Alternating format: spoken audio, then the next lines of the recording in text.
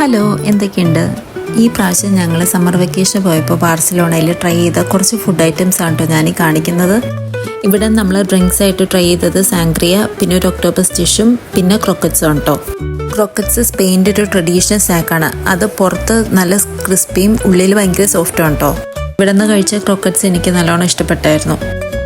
പിന്നെ ഞങ്ങൾ വെനസ്വേലയുടെ ഒരു സ്നാക്ക് ട്രൈ ചെയ്തായിരുന്നു കേട്ടോ. ഇതിന് പറയുന്നതാണ് എംപനാഡാസ്.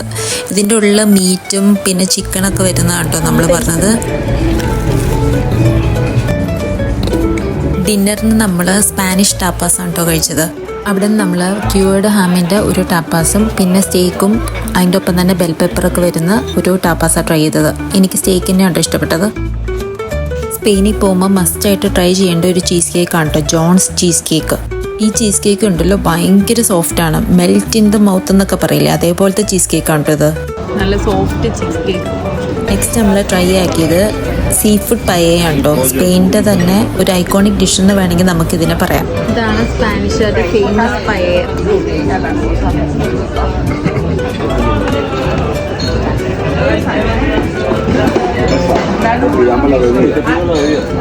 നല്ല ടേസ്റ്റ് ഉണ്ട്. ഇതിൽ ട്യൂണയുണ്ട്, പ്രോൺസ് ഉണ്ട്.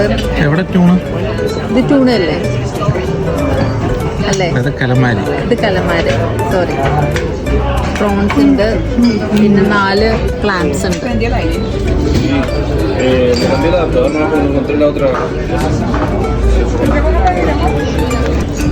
ഞാൻ ഇതിന് 5 out of 5 കൊടുക്കും.